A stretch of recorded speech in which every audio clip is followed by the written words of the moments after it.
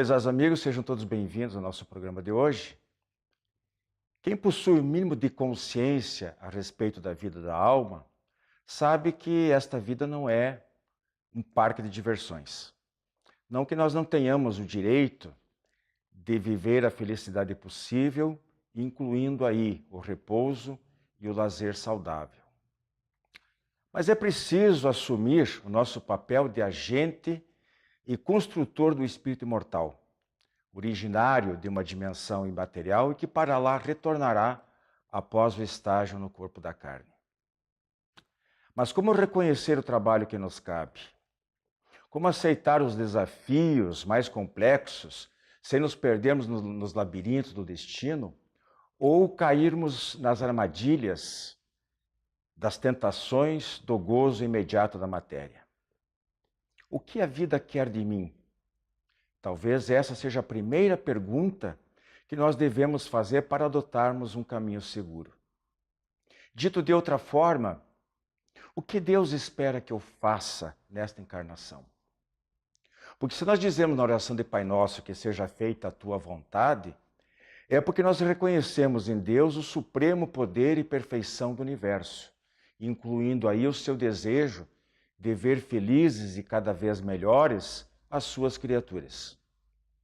Com certeza, entendendo o que a vida e Deus espera de nós, seremos bem-sucedidos no nosso projeto reencarnatório. Portanto, comecemos a fazer perguntas, muitas perguntas, até porque, após a primeira, muitas outras virão. Nosso Diálogo Espírita está no ar.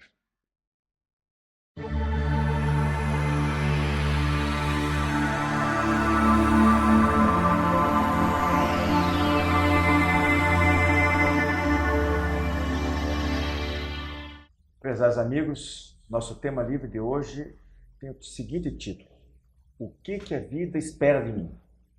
Ok? Na semana passada, nós vimos a importância de se fazer perguntas, ser curioso, perguntar sobre tudo, especialmente sobre os fenômenos e as causas da vida. Hoje nós vamos circunscrever esses questionamentos ao nosso mundo individual, ou ao menos a tudo aquilo que envolve a relação entre o indivíduo e o mundo que o cerca. O que a vida espera de mim? A resposta virá pela multiplicação de perguntas para cada questão, fato e pessoa com a qual ou com os quais nós convivemos. Por que esse filho é assim? Por que Deus colocou essa pessoa no meu caminho? Por que estou sofrendo isso?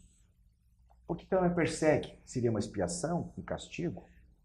Deus quer que eu aprenda o que com isso? Tenho que exercitar o perdão, a tolerância, a paciência, combater o orgulho?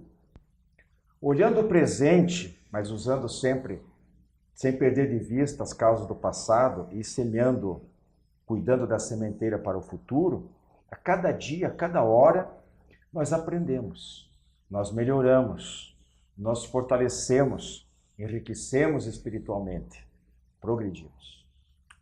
Então, eu tenho aqui mais uma vez na minha companhia o Joilson e o Oscar, e eu vou passar para eles, vou começar aqui pelo Joilson, perguntando assim, por exemplo, Joilson, não sei se você se pergunta muito, porque a pessoa para perguntar, especialmente para si, ela tem que pensar muito, né?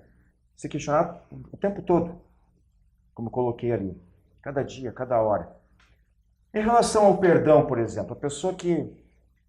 Por que a pessoa tem que exercitar o perdão?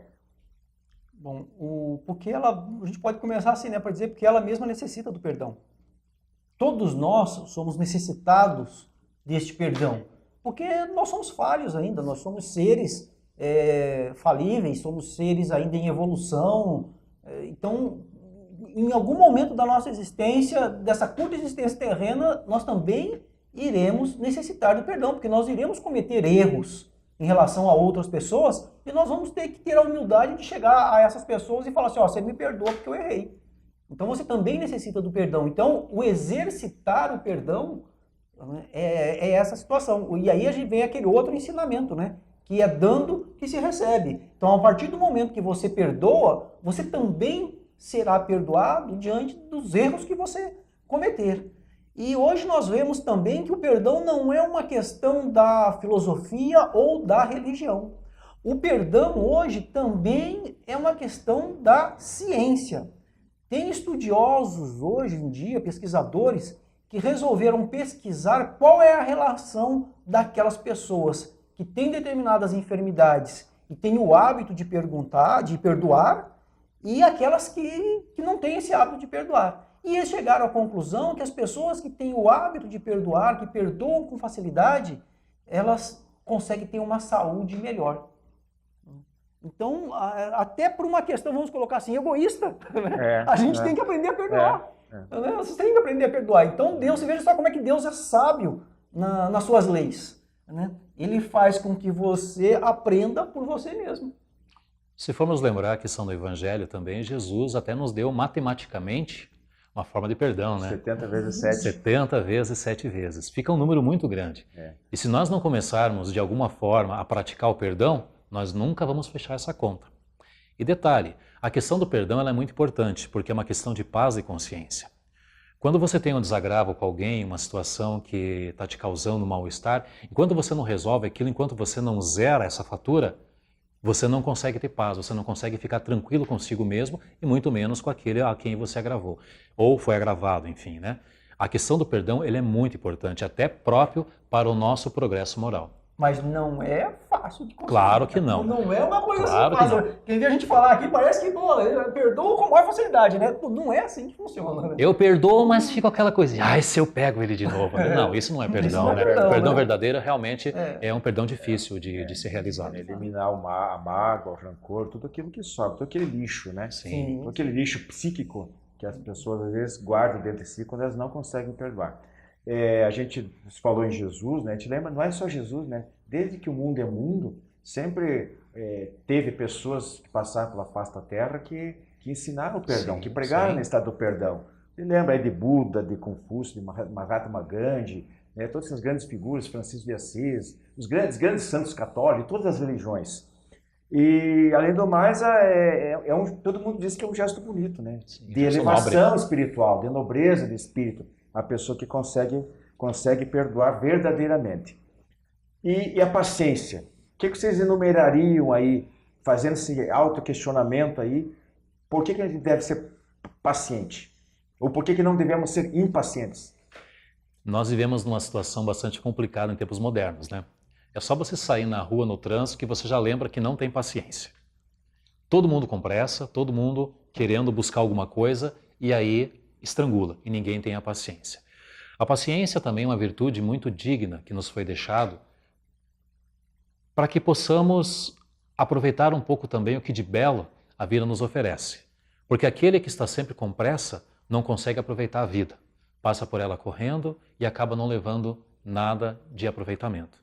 Então a paciência, em primeiro lugar, ela tem essa questão. A questão de você aproveitar um pouquinho aquilo que a vida nos oferece de belo, de bom.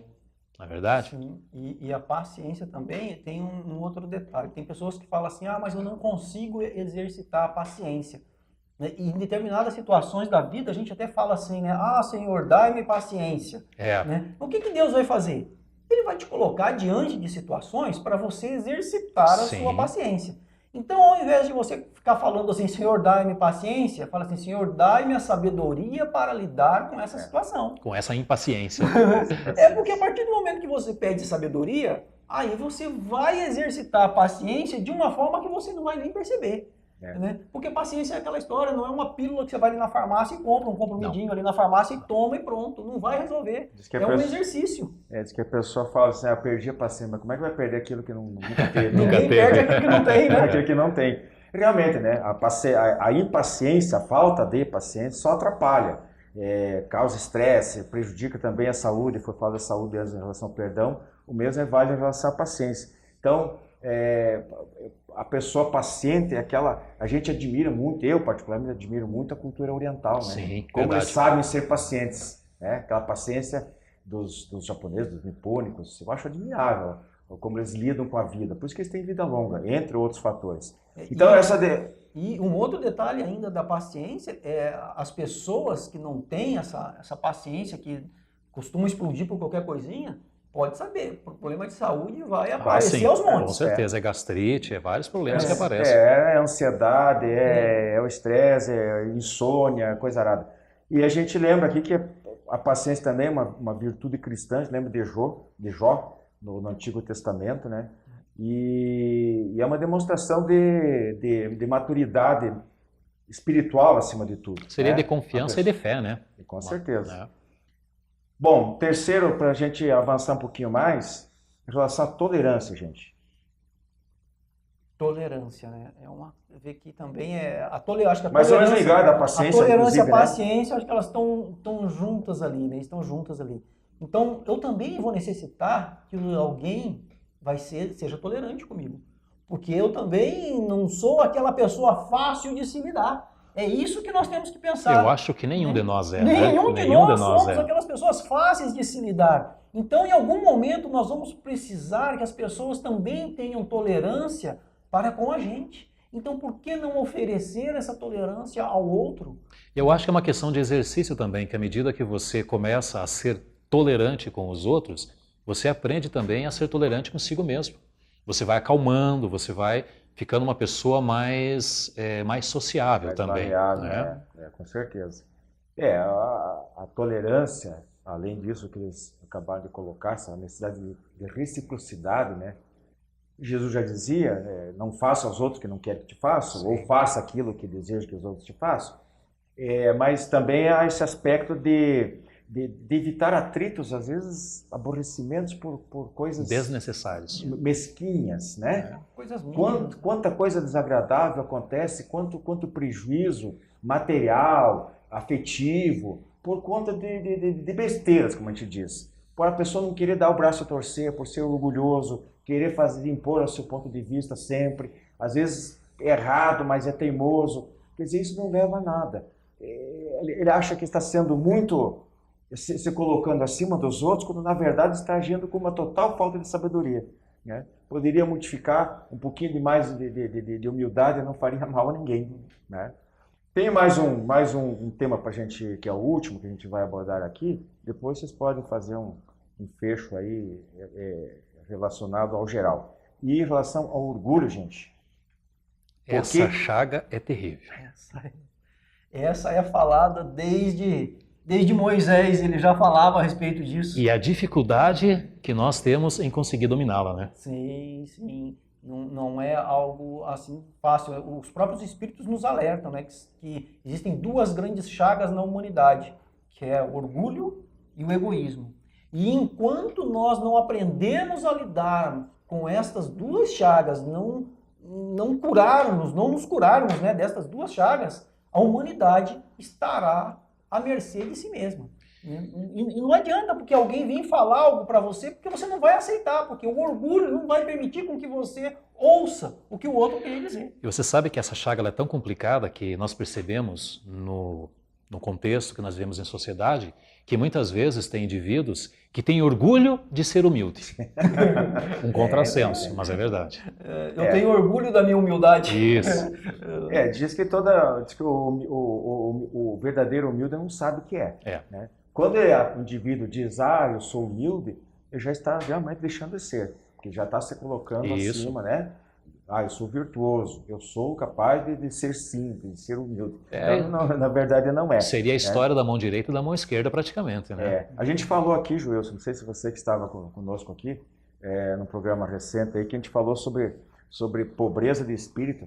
Vocês estavam? Sim, estávamos. Vocês estavam. Então, eu acho que a intolerância, o orgulho, né, que leva, inclusive, ao preconceito, coisa grave, preconceito, intolerância, aquela coisa toda, e a arrogância, a prepotência, né, todos estão juntos nesse pacote. É uma total falta é um sinal de pobreza de espírito, né? Porque a pessoa acredita numa coisa que é vã, num vazio. Ela se orgulha de quê? Normalmente as pessoas se orgulham de quê? Do material, né? Do material. É do ter. Do nome pomposo, do poder, do dinheiro que tem. Do título. E isso fica onde? Que valor tem espiritualmente? Nenhum. Nenhum. E aí, se nós formos lembrarmos, né, do exemplo que o Cristo deixou, né? a sua própria trajetória de vida, porque ele foi o ser mais puro que esteve sobre a Terra. Nosso modelo e guia, né? O ser mais iluminado que passou pela face da Terra. Ele não precisava passar por nada do que ele passou e veio aqui e nos deu o exemplo. Em todos os momentos da sua vida. Ele, desde o seu nascimento até a morte. Né? Demonstrando que essa questão do orgulho, principalmente, não nos leva a nada. Né? Ele começou lá, humilde, nascendo na manjedoura e desencarnou no madeiro, na cruz, castigado, açoitado, humilhado. Né? E no final, o que ele fez ainda? Ele disse, Pai, perdoa porque eles não sabem o que estão fazendo. Então, e aí a gente vê também que tem muitas pessoas, né, que se dizem, né, seguidoras do Cristo, se dizem cristãs, né, mas na primeira situação que enfrenta, o que vem à frente? O que vem à frente? É o tal do orgulho. E cadê os ensinamentos do Cristo nessa hora? Cadê a humildade? Cadê a humildade? Cristão de aparência, espírito de aparência também tem. Até porque os espíritos dizem que são cristãos, e somos, né? Lógico. Então tem esse lado todo. Agora, Joilson e Oscar, para fechar, depois da gente ver aí, fazer várias perguntas sobre orgulho, tolerância, paciência ou impaciência e tal, o que falta agora? Depois da gente fazer essas perguntas? Praticar. Só colocar na prática, Só né? pôr em prática. No dia a dia. Perguntar se nós temos, né? Se nós somos essas coisas aqui, né? Porque nós já aprendemos a reconhecer Sim. onde estão essas doenças da alma. E todos nós Né? temos. Como é que elas se temos. manifestam? Sim. Só falta agora nos submetermos a um autoexame bem apurado para ver até que ponto nós somos tudo isso que nós acabamos de enumerar. É parar na frente do espelho, olhar bem nos olhos e perguntar, e agora? O que eu faço? O que eu mudo? Como é que eu faço? Como que eu Por faço? onde que eu começo? É bem isso. Né?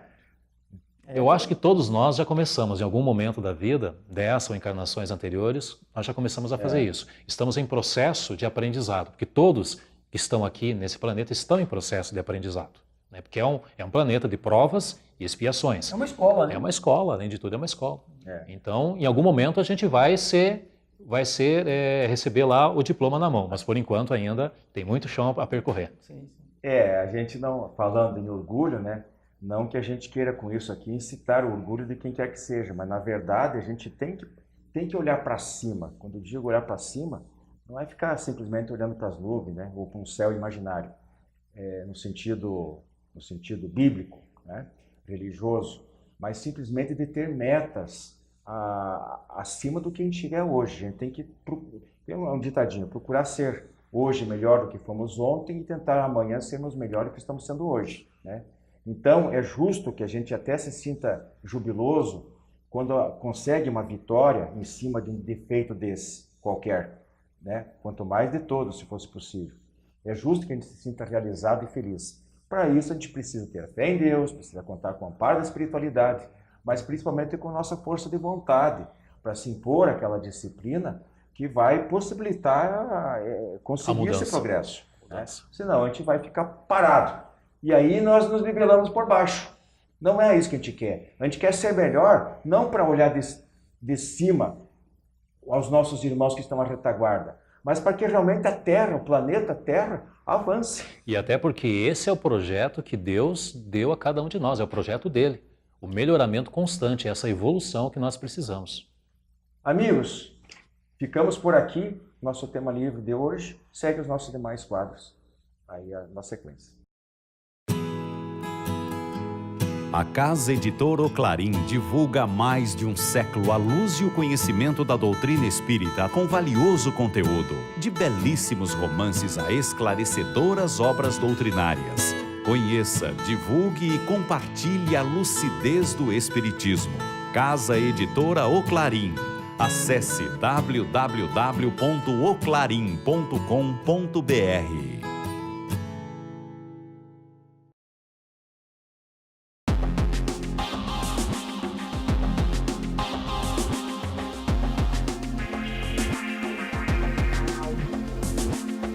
Olá, amigos. Hoje vamos responder aqui no Espiritismo Responde alguns questionamentos de nossos telespectadores sobre o que o Espiritismo proíbe. Em primeiro lugar, vamos lembrar que na acepção da palavra, o Espiritismo não é considerado como religião. Religião que tem normas, proibições, mandamentos, etc. O Espiritismo, segundo Allan Kardec, é uma doutrina, filosofia e ciência com consequências religiosas. O que o Espiritismo ensina são as leis naturais, morais, universais e imutáveis. Vamos ver o que diz o Livro dos Espíritos sobre os caracteres da lei natural. Pergunta 614, que se deve entender por lei natural? Resposta dos Espíritos. A lei natural é a lei de Deus. É a única verdadeira para a felicidade do homem. Indica-lhe o que deve fazer ou deixar de fazer. E ele só é infeliz quando dela se afasta. O que nos propõe? Renovação do homem velho pelo homem novo. A busca pela maturidade moral e espiritual. Não são proibições impostas pelas religiões que irão nos melhorar, e sim a nossa mudança interior. Vamos lembrar o que Paulo Apóstolo nos diz. Podemos tudo, mas nem tudo nos convém. Nossas ações devem ter responsabilidade. Devemos ter consciência dos nossos atos, saber muito bem utilizar o nosso livre-arbítrio. Toda ação gera uma reação. E não estamos falando aqui da lei de Talião, olho por olho, dente por dente, mas sim das consequências dos nossos atos. Vivemos numa comunidade. Devemos respeitar o próximo assim como gostaríamos que o próximo nos respeitasse. Cada ação gera uma reação. Se ela é boa ou má, terá consequências boas ou más de acordo com ela. Se conhecemos a lei física, a lei dos homens, uma cartilha que dita normas e conduta na sociedade, ainda que imperfeita, porque é mutável, por que então deveríamos agir diferente? Devemos buscar dentro de nós mesmos essa resposta. Devemos lembrar que somos dotados de uma centelha divina em nossa consciência. Afinal de contas, é Deus que fala dentro de nós, que nos corrige, que nos dirige, que nos orienta, e assim, por vezes, ainda falhamos. Na questão 616, também do Livro dos Espíritos, outra pergunta. Deus teria prescrito aos homens, numa época, aquilo que lhes proibiria em outra? Deus jamais se engana. Essa é a resposta. Os homens é que são obrigados a modificar as suas leis que são imperfeitas. Mas as leis de Deus, essas são perfeitas. A harmonia que regula o universo material e o universo moral se funda nas leis de Deus, que Deus estabeleceu para toda a eternidade. A doutrina espírita convida ao constante progresso moral. Nem proíbe e nem é contra nada. Ao contrário, esclarece sempre. Nos convida à mudança interior, nos leva a pensar nas consequências dos nossos atos, a utilizar da melhor forma possível o nosso livre-arbítrio. Para encerrar, vamos nos utilizar de uma frase contida no Evangelho segundo o Espiritismo, capítulo 17.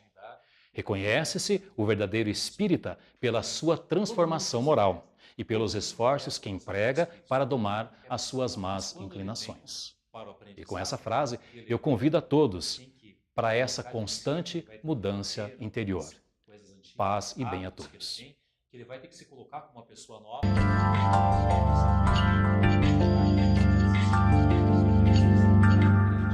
O Espiritismo é bonito, belo, traz uma doutrina. Olá, amigos. Mas se você não se colocar no quadro Cristo e Nós, no terceiro milênio de hoje, nós vamos conversar a respeito da conduta dos discípulos de Jesus. Observa também nos grupos de nos estudo. dias de hoje. Muitas vezes você começa lá um grupo Como é de que estudos nós podemos com 20, proceder 30 na pessoas no grupo de atualidade estudo. À medida que você vai tentarmos aprofundando os atingir estudos a na meta, doutrina né? Ou espírita, pelo menos o nos pessoal vai esforçarmos saindo, para o grupo ser vai diminuindo, vai esvaziando, Jesus. e você chega lá no final do ano, Não muitas é vezes, com possível meia dúzia de gente exigir no de grupo. nós, criaturas humanas comuns, Seleção a natural. perfeição que Pois não é. está ao nosso E isso aí, alcance. às vezes a pessoa ela nem Certamente nem sabe Deus o porquê pensa que que ela nós devemos desistiu. ser Ela arruma uma perfeitos desculpa lá, o completamente. mecanismo às vezes chega a ser Vai ser inconsciente discípulo de mesmo. Jesus, vamos Tem pessoas que dizer, fazem nos consciente, ela sabe, discípulos pô, eu de vou ter que Jesus, mexer nisso, então é melhor lutarmos deixar para pra lá, não vou mais, não quero mais ser Significa um espírita. compromisso. Agora tem alguns certos mecanismos da compromisso mente com que os são programas do inconscientes. bem. E a Um pessoa compromisso com os acaba serviços da encontrando luz. certas, vamos colocar entre aspas, compromisso com a dificuldades fraternidade, com amor para ao ir à próximo. casa espírita. e acaba abandonando. É uma então tem tanto aqueles que fazem isso de forma consciente, porque eles sabem, opa, peraí, vou mexer numa coisa que não vai me agradar muito. Ele se afasta, e tem aqueles que se afastam que no final das contas nem sabem por que se afastou. Para o bem dos nossos associados, daqueles que nos cercam, daqueles que nos procuram e que chegam até nós. Mas o que Jesus falou sobre ser discípulo? Não resolve, porque ele já é um mar de rosas, é um caminho fácil, embora o jugo seja suave, né? O fardo leve. É fácil tentarmos nos adequar a essa condição, porque ainda não somos verdadeiramente dignos, né, de ser chamados discípulos de Jesus, embora o esforço. Um exemplo que nos ocorre para vermos o que Jesus disse sobre isso é a história da esposa de Zebedeu, lembram do Novo Testamento? Vai ter que se impor essa disciplina mais cedo ou mais tarde. Quando Jesus começou a pregar, as pessoas admiravam muito os seus poderes, o reino que ele anunciava. E a esposa de Zebedeu tinha 2 filhos jovens. E aí os espíritos nos alertam, né? Inclusive a Joana de Ângeles, que é a mentora espiritual do Divaldo Franco, ela alerta o seguinte, né? Filhos, ela tem uma série psicológica que ela fala a respeito disso, e ela fala assim, todo problema que você não enfrentar hoje, poderiam ter uma posição que você deixar para depois, lado, à tua direita, é muito pior para você resolver. Vai ser muito pior. Se você deixar para uma próxima existência para resolver, vai ser muito pior. Que esse reino de que Jesus falava era o da conquista da própria paz, da espiritualização, da conexão com Deus, da harmonia interior. E Jesus respondeu: não sabe. Querem comentar em cima? Hoje nós temos eles vão poder beber do mesmo cálice que me está reservado, daquele que eu vou beber. O que ele queria dizer com isso? Ele queria alertar que a conquista do reino da espiritualização, a nossa harmonização com as leis divinas, a busca da nossa harmonia interior, da nossa conexão com as forças superiores da vida, se dá o tema, né? O conhecereis a verdade e ela vos libertará. Há casos de pessoas que vivem nesse materialismo e não querem saber do espiritual. Aí chega um determinado movimento da vida, ela tem que passar lá, um exemplo, né? Coisas que acontecem. Vai passar por uma cirurgia e daí ela tem uma experiência de quase morte. Aí ela chega do lado de lá, ela vê tudo o que aconteceu, como é que não é, e retorna. Renunciar e é aí, então, a si mesmo, que ela tomar a mesma cruz, ela muda o comportamento de vida dela. A cruz dos nossos deveres, sejam eles quais forem. Renunciar à apreciação do mundo e nos dedicarmos ao trabalho que nos compete, com amor no coração. Ela transforma. Renunciando a cada dia as pequenas satisfações pessoais, quando necessárias, em prol do bem comum. É uma doença grave, é uma cirurgia. E por último, trauma, ele deu àqueles que se diziam seus discípulos uma última mensagem. Ela tem um ganho mais na frente. Ele disse assim: e a maioria das pessoas e um último mandamento vos deixo, que vos ameis uns aos outros, como eu vos amei. Isso significa que se reconhece o verdadeiro discípulo de Jesus pelo amor que ele tem, aqueles que partilham a sua tarefa, aqueles que eles têm que também. Exatamente, porque só para fechar aqui, uma coisa importante. Você que é distribuidor ou administra uma livraria espírita, não pode deixar de conhecer os livros da editora O Clarim, de Matão, São Paulo. Mais de 200 títulos à sua disposição, de primeiríssima qualidade, como recém-lançado Até que a Morte os Reaproxime, autoria de Lourdes Carolina Gagetti. Quais as consequências do orgulho e do preconceito? Uma jovem racista que fere e magoa enfrentará a própria consciência. Pedidos para o clarim@oclarim.com.br, o telefone 16 33 82 10 66 ou pelo Clube do Livro Espírita de Curitiba em adepr@adepr.com.br. Grande abraço.